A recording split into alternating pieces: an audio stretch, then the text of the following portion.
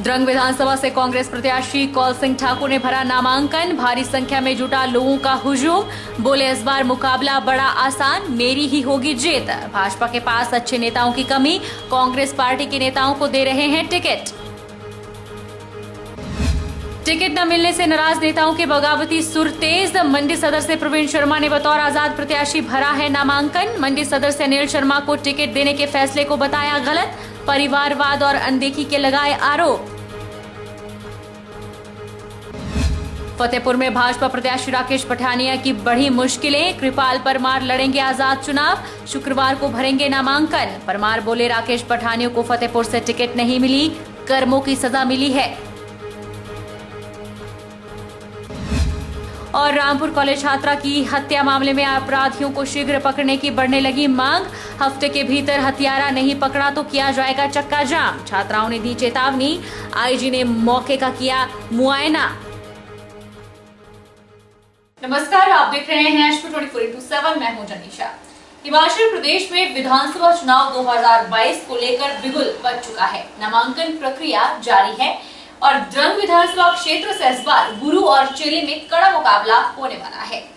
आज कांग्रेस प्रत्याशी एवं पूर्व मंत्री कौल सिंह ठाकुर ने एसडीएम पत्थर के कार्यालय में अपना नामांकन भरा। नामांकन कार्यक्रम में भारी संख्या में लोगों का हुजूम उमड़ा। कौल सिंह ठाकुर ने कहा कि इस बार का मुकाबला काफी आसान है और वे ही जीतेंगे।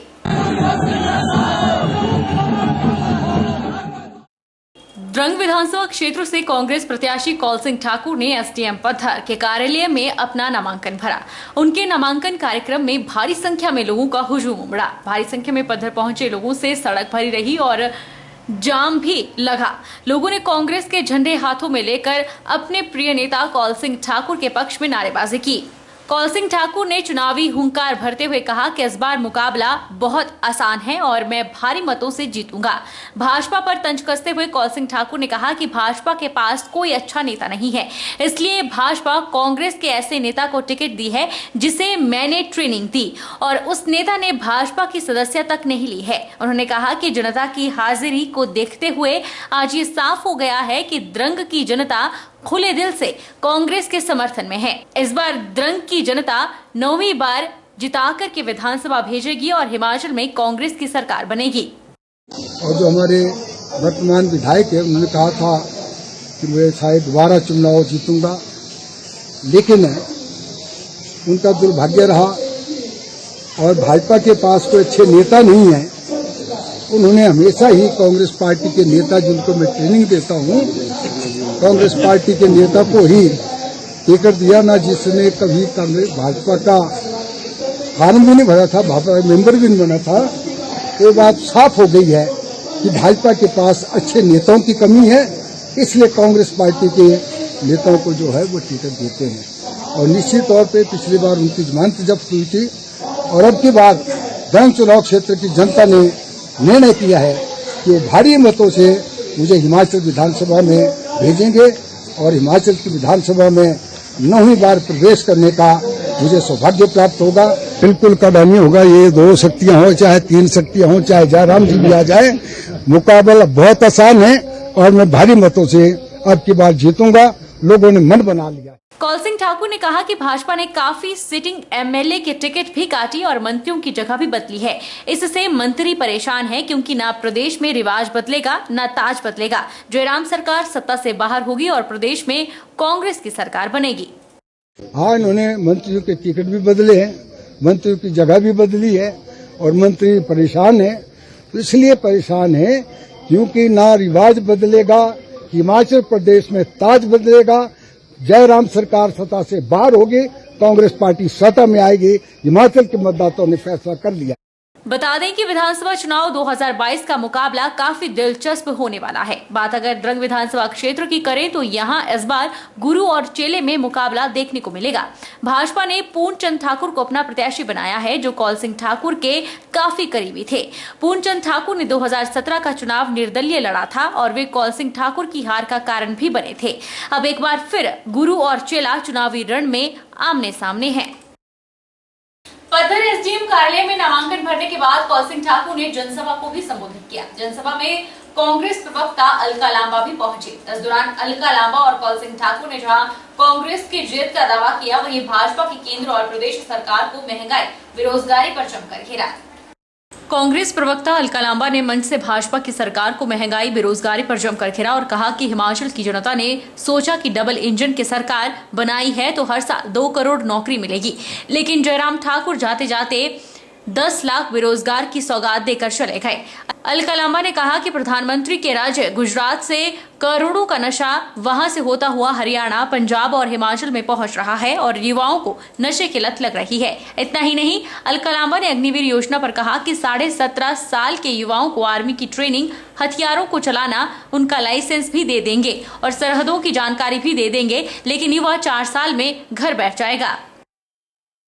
पिता तो खेती कर रहा है, मजदूरी कर रहा है बुढ़ापे में, बेटा 4 साल में 21 और 23 साल में रिटायर होकर घर आ गया है और अब वो बेरोजगार रोजगार ढूंढ रहा है। मैं माता बहनों से पूछूंगी, उम्र क्या है? 17.5 साल। भर्ती की ध्यान से सुनिएगा। 17.5 साल के हमारे बच्चों को, युवाओं को आप क्या कह रहे हैं? अग्निपथ वीर अग्निवीर बनाएंगे। 17.5 साल के युवा को आप आधुनिक हथियार चलाने की ट्रेनिंग दे देंगे। क्या दे देंगे? आधुनिक हथियार चलाने की ट्रेनिंग। उसके बाद क्या दे देंगे? साथ में हथियारों के लाइसेंस भी दे देंगे। उसके बाद तीसरी चीज, आप सरहदों की खुफिया जानकारी भी देंगे। अब वो युवा आम युवा नहीं है, अब वो युवा आधुनिक हथियार चलाना जानता है, लाइसेंस है, खुफिया सरहदों की जानकारी है। अब आपने उसको रिटायर कर दिया 21, 22, 23 साल में, 4 साल में। अब वो हताश और निराश यहाँ घूम रहा है, वो नौकरी की तलाश में होगा। आतंकवाद, नक्सलवाद, गैंगस्टरवाद, खालिस्तान, वो नौकरी ढूंढ रहा होगा, वो इन्हें ढूंढ रहे होंगे। हाँ या नहीं? हाँ या नहीं? नामांकन भरने के बाद कांग्रेस प्रत्याशी कौल सिंह ठाकुर ने आए हुए लोगों का आभार जताया और 8 बार विधायक बनाने पर भी धन्यवाद किया। इसके अलावा कौल सिंह ठाकुर ने जहां अपनी और प्रदेश में कांग्रेस पार्टी की जीत का दावा किया, वहीं कांग्रेस की 10 गारंटियों का जिक्र किया। साथ ही प्रधानमंत्री नरेंद्र मोदी सहित प्रदेश की भाजपा सरकार को जमकर घेरा। जो श्री अलका लांबा ने आपको कहा है, उसके बारे में लोगों को बताना होगा कि आप लोग इस बात का ध्यान रखें। जो उन्होंने कहा कि कांग्रेस पार्टी ने जो वायदा किया है वो गारंटी है कि जो हमने कहा है उसको हम पूरा करेंगे। मुझे 14 तारीख को सोलन में भी जाने का मौका मिला। मुझे पहले अलका लांबा जी ने बोला, इन्होंने मुझे मंच पर फिर भाषण देने के लिए आमंत्रित किया और वहां भी हमने यही कहा, बहनों को भी यही कहा, बहनों के हम फार्म भर रहे हैं कि जैसे ही सरकार बनेगी आपको हर महीने 18 साल से 60 साल की महिलाओं को 1500 रुपए एक पेंशन के रूप में आपको देंगे।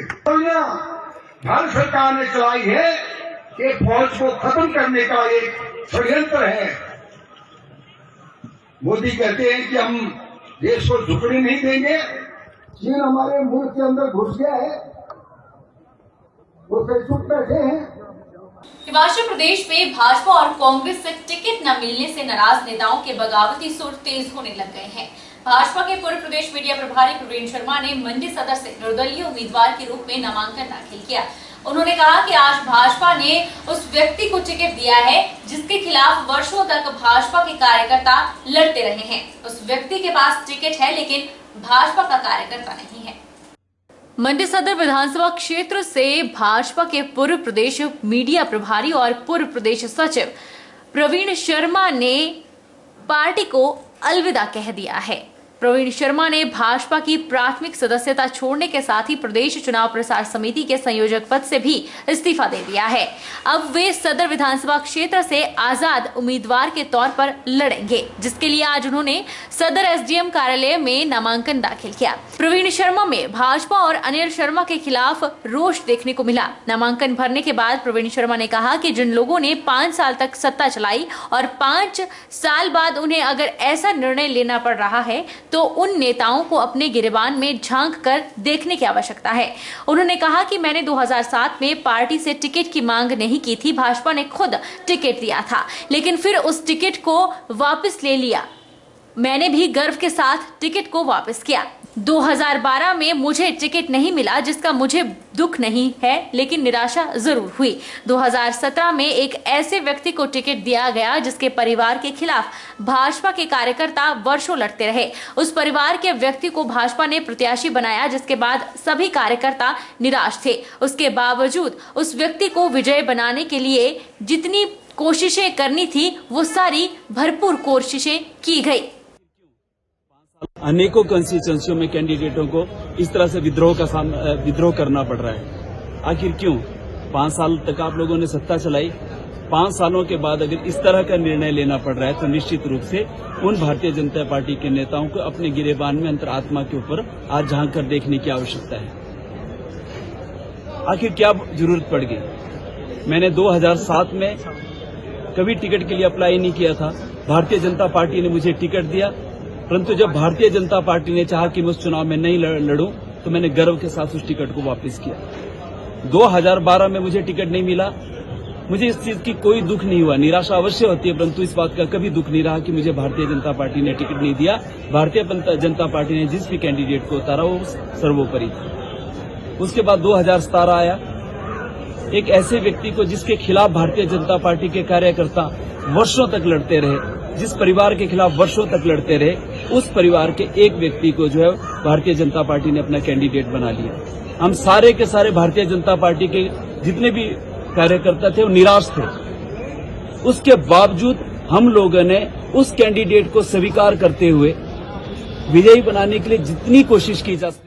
प्रवीण शर्मा ने कहा कि जिस कार्यकर्ता की पीठ पर भाजपा के कुछ कार्यकर्ताओं ने छुरा घोंपा है, उसे ही टिकट दिया गया। उन्होंने कहा कि प्रधानमंत्री ने कहा था कि वे परिवारवाद और भ्रष्टाचार के खिलाफ हैं, लेकिन हमारे यहाँ कुछ नेताओं ने इस बात को तोड़ मरोड़ कर रख दिया है। आज उस व्यक्ति के पास टिकट तो है, लेकिन भाजपा का कार्यकर्ता नहीं है। भारतीय जनता पार्टी के उस कार्यकर्ता की पीड़ा को यहाँ व्यक्त करने आया, जिसके पीठ के ऊपर भारतीय जनता पार्टी के कुछ चंद नेताओं ने छुरा घोंपा हुआ है। आपने उसी परिवार को टिकट दे दिया। आदरणीय प्रधानमंत्री जी लाल किले की प्राचीर से कहते हैं कि मैं परिवारवाद और भ्रष्टाचार के बिल्कुल खिलाफ हूं। उन्होंने 133 करोड़ भारतीयों के साथ वायदा किया, परंतु हमारे यहाँ पे कुछ नेताओं ने उस वायदे को भी तोड़ मरोड़ करके रख दिया, और शायद मुझे तो लगता है कि माननीय प्रधानमंत्री जी को भी उन नेताओं ने गुमराह करके रख दिया। आज फिर से उस व्यक्ति को टिकट दे दिया, और सबसे बड़ी बात तो कहता हूं, मैं ये कह रहा हूं, आज उस व्यक्ति के पास टिकट है, परंतु भारतीय जनता पार्टी का कार्यकर्ता नहीं है।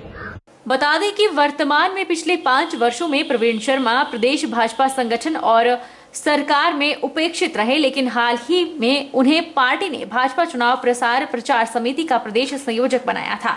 प्रवीण शर्मा ने सदर से भाजपा टिकट की मांग पार्टी से की थी, लेकिन पार्टी ने सदर से फिर अनिल शर्मा को ही अपना प्रत्याशी बनाया है, जिसके बाद अब प्रवीण शर्मा ने निर्दलीय चुनाव लड़ने का निर्णय लिया है और उन्होंने पार्टी के सभी पदों से इस्तीफा दे दिया है। अब मंडी सदर से 2 ब्राह्मणों और एक ठाकुर में कड़ा मुकाबला देखने को मिलेगा। मंडी सदर से निर्दलीय उम्मीदवार प्रवीण शर्मा ने पत्रकार वार्ता कर भाजपा पर परिवारवाद और अनदेखी के आरोप लगाए। उन्होंने कहा कि अब भाजपा में विचार खत्म हो गए हैं, तो वहां वे कैसे भाजपा के साथ खड़े रहें। उन्होंने कहा कि प्रधानमंत्री को भी गुमराह किया गया है और फिर से परिवारवाद की बलि इस टिकट को चढ़ा दिया गया। मजबूरी में भाजपा से बागी बन प्रवीण शर्मा ने सदर से आजाद नामांकन भरा है। भाजपा के शीर्ष नेतृत्व पर पार्टी के कर्मठ कार्यकर्ताओं की भावनाओं के साथ खिलवाड़ कर फिर से एक ऐसे व्यक्ति को प्रत्याशी बनाने का आरोप लगाया, जिसने पूर्व में प्रदेश के मुख्यमंत्री और देश के प्रधानमंत्री का अपमान किया है। 3 वर्षों में पार्टी के कार्यकर्ताओं ने उनसे उपेक्षा और अपमान ही सहा है। जिस दिन उन्हें मंच पर बीजेपी में प्रस्तुत किया, उस दिन भी भाजपा को ही अनिल शर्मा ने गाली दी। उन्होंने कहा कि सदर की परिस्थिति को लेकर उन्होंने एक पत्र भाजपा हाईकमान को भेजा कि इस बार अनिल शर्मा को टिकट न देकर भाजपा के कार्यकर्ताओं को टिकट दिया जाए, लेकिन आज दिन तक उस पत्र का जवाब उन्हें नहीं मिला है। अब जब पार्टी में विचार खत्म हो गए हैं, तो कैसे भाजपा के साथ वे खड़े रहें। उन्होंने कहा कि प्रधानमंत्री को भी गुमराह किया गया है और फिर से परिवारवाद की बलि इस टिकट को चढ़ा दिया गया है। और इस तरह के निर्णय के पश्चात कोई भी स्वाभिमानी कार्यकर्ता मुझे नहीं लगता कि भारतीय जनता पार्टी में रह सकता था, क्योंकि जब हम लोगों ने विचार ही बेच दिया, जिस विचार के लिए हम लोग पार्टी के साथ जुड़े थे, अगर वो विचार ही खत्म हो गया तो फिर कैसे भारतीय जनता पार्टी के साथ आप लोग खड़े हो सकते थे। उससे कुछ दिन पहले 15 अगस्त को लाल किले की प्राचीर से माननीय प्रधानमंत्री जी कहते हैं कि मेरी 131 करोड़ भारतीयों के सामने कहते हैं कि मेरी लड़ाई जो है वो परिवारवाद के खिलाफ है, मेरी लड़ाई जो है वो भ्रष्टाचार के खिलाफ है। और इससे बड़ी बात क्या हो सकती है कि प्रधानमंत्री जी को भी शायद निर्णय लेते हुए गुमराह किया गया। हम लोगों ने फिर परिवारवाद की बलि जो है अपने इस टिकट को चढ़ा के रख दिया। प्रवीण शर्मा ने भाजपा पर अनदेखी के आरोप भी लगाए। उन्होंने कहा कि जिन लोगों ने भाजपा को यहां पर संगठित करने का कार्य किया, उनकी अनदेखी बर्दाश्त नहीं की जाएगी। 2017 में सरकार बनने के बाद 5 सचिवों को चेयरमैन बना दिया गया, लेकिन मुझे ना चेयरमैन बनाया गया ना निदेशक, बल्कि शिवरात्रि कमेटी से भी निकाल दिया गया। उन्होंने सवाल किया कि क्या कांग्रेस से आए हुए नेता ही जीत सकते हैं? क्या भाजपा में कोई ऐसा नेता नहीं जिसे टिकट दिया जाए और वह जीत पाए? व्यक्तिगत रूप से मैंने बहुत उपेक्षाएं सही है। 2017 का जब चुनाव आया, उसके पास भारतीय जनता पार्टी सत्ता में आई तो हम 6 प्रदेश सचिव थे। 6 प्रदेश सचिवों में से 6 के 6 प्रदेश सचिवों को प्रॉमिस किया गया था कि या तो आपको टिकट दिया जाएगा या आपको सत्ता आने के पश्चात एक अच्छे ओहदे से नवाजा जाएगा। 5 प्रदेश सचिवों को चेयरमैन तक बना दिया गया। प्रवीण शर्मा को न उसमें चेयरमैन बनाया गया, नहीं डायरेक्टर बनाया गया। और मेरा तो अपमान यह था कि मंडी की शिवरात्रि मेले की जो कमेटी होती थी उससे भी निकाल दिया गया। परिवारवाद पर प्रवीण शर्मा ने कहा कि भाजपा राष्ट्रीय अध्यक्ष जेपी नड्डा ने कहा था कि वे परिवारवाद के खिलाफ हैं, लेकिन महेंद्र सिंह ठाकुर के बेटे को टिकट दी गई। कहा गया था कि भ्रष्टाचार के खिलाफ हैं, लेकिन अनिल शर्मा को टिकट दी गई। इतना ही नहीं, निर्दलीय लड़े उम्मीदवार को द्रंग से टिकट दे दी गई और जीते हुए को नकार दिया गया। उन्होंने कहा कि चंपा ठाकुर के पास कांग्रेस का टिकट है, लेकिन कांग्रेस के कार्यकर्ता नहीं। अनिल शर्मा के पास भाजपा का टिकट है, लेकिन भाजपा के कार्यकर्ता नहीं है। इनकी लड़ाई परिवार तक ही सीमित है। परिवारवाद के खिलाफ पार्टी जाएगी, ये कहा गया था। आदरणीय जेपी नड्डा जी ने कहा कि मैं परिवारवाद के खिलाफ हूं। हुआ क्या? ठाकुर महेंद्र सिंह जी के बेटे को टिकट दे दिया गया। कहा गया कि भ्रष्टाचार के खिलाफ हैं, आप लोगों ने अनिल शर्मा जी को टिकट दे दिया। आपने कहा था कि अपने कार्यकर्ता को, एक भी कार्यकर्ता को हम लोग जाने नहीं देंगे। हुआ क्या जवाहर सिंह ठाकुर जी के साथ? निर्दलीय लड़े हुए व्यक्ति को टिकट दे दी और जिस व्यक्ति ने 27,000 लिए थे उसको बोला कि ये जीतने की कैपेसिटी नहीं रखता है। मेरा सिर्फ इतना सा कहना है कि मैं भारतीय जनता पार्टी के खिलाफ नहीं हूं। भारतीय जनता पार्टी का कार्यकर्ता आज भी मेरे साथ खड़ा हुआ है। और आज मंडी का दुर्भाग्य देखिए, चंपा ठाकुर जी के पास कांग्रेस का टिकट है, पर कांग्रेस के कार्यकर्ता नहीं है। 80 से ज्यादा कार्यकर्ता अनिल शर्मा जी अपने साथ लेके चले गए। उनके पास कांग्रेस के कार्यकर्ता नहीं है। और दूसरी तरफ को अनिल शर्मा जी के पास बीजेपी का टिकट है, परंतु बीजेपी का कार्यकर्ता नहीं है। वहीं नामांकन भरने के बाद प्रवीण शर्मा जब मीडिया से रूबरू हुए तो वे भावुक हो गए और उनका दर्द छलक पड़ा। मजबूरी में भाजपा से बागी बने प्रवीण शर्मा के आंखों से आंसू छलक गए। उन्होंने कहा कि मैंने सपने में भी नहीं सोचा था कि ऐसा भी दिन आएगा, मुझे निर्दलीय चुनाव लड़ना पड़ेगा। मैंने हमेशा यही सोचा था कि जब भी प्रत्याशी बनूंगा तो भाजपा का ही बनूंगा। पार्टी में रहने के पश्चात मुझे एक निर्दलीय कैंडिडेट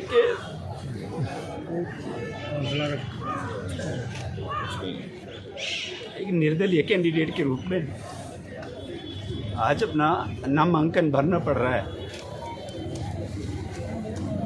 मैंने सपने में भी नहीं सोचा था कि इस तरह का एक दिन आएगा। मैंने हमेशा यही सोचा कि जब भी मैं उम्मीदवार बनूंगा या प्रत्याशी बनूंगा तो भारतीय जनता पार्टी का बनूंगा। परंतु मैं साथ में ही भारतीय जनता पार्टी के उन नेताओं को भी ये कहना चाहता हूँ कि आप लोगों के गलत निर्णयों की वजह से आज सिर्फ इस कंस्टिट्यूंसी में नहीं, अनेकों कंस्टिट्यूंसियों में कैंडिडेटों को इस तरह से विद्रोह करना पड़ रहा है। फतेहपुर में भाजपा प्रत्याशी राकेश पठानिया की मुश्किलें बढ़ने लगी हैं। विधानसभा क्षेत्र फतेहपुर में पूर्व विधायक और वन मंत्री राकेश पठानिया को चुनाव टिकट मिलने पर फतेहपुर में भी भाजपा गुटबाजी सामने आई है। कृपाल परमार ने वन मंत्री पर गंभीर आरोप लगाते हुए निर्दलीय चुनाव लड़ने का घोषणा कर दी है। उन्होंने कहा कि राकेश पठानिया को फतेहपुर की टिकट नहीं मिली है, बल्कि आपके कर्मों की सजा मिली है। और एक बार तो उन्होंने कहा था कि मालविका पठानिया जी ने उस वक्त उनको टिकट मिला था, उन्होंने चुनाव लड़ा था, तो अपनी शेखी बिगाड़ते हुए चुनाव उन्होंने जीत गए थे। मालविका पठानिया जी हार गई थी। तो राकेश पठानिया बड़ी शेखी बिगाड़ते हुए हर जगह कहते थे कि इसको तो मैं मालविका पठानिया बना दूंगा, यानी उनके कहने का मतलब है कि बड़ी बुरी तरह हरा दूंगा।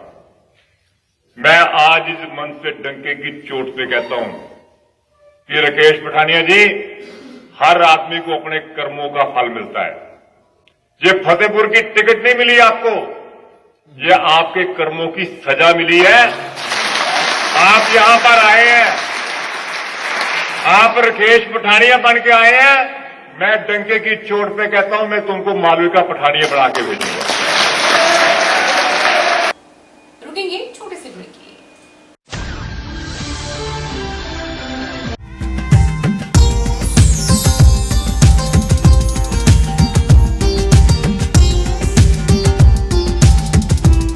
हिमाचल प्रदेश मिल्क फेडरेशन आपके लिए लाया है शुद्ध देसी घी की बनी मिठाइयाँ, जिसमें आपको मिलेंगी काजू बर्फी, डोरा बर्फी, पहाड़ी बर्फी, पंजीरी, पिन्नी, गुलाब जामुन, रसगुल्ला, रोस्टेड चना बर्फी जैसी 15 किस्मों की मिठाइयाँ, वो भी उचित दामों पर। तो देर मत करें, जल्द ही पहुँचे शुद्ध देसी घी मिठाइयाँ खरीदने सेरी मंच के नजदीक।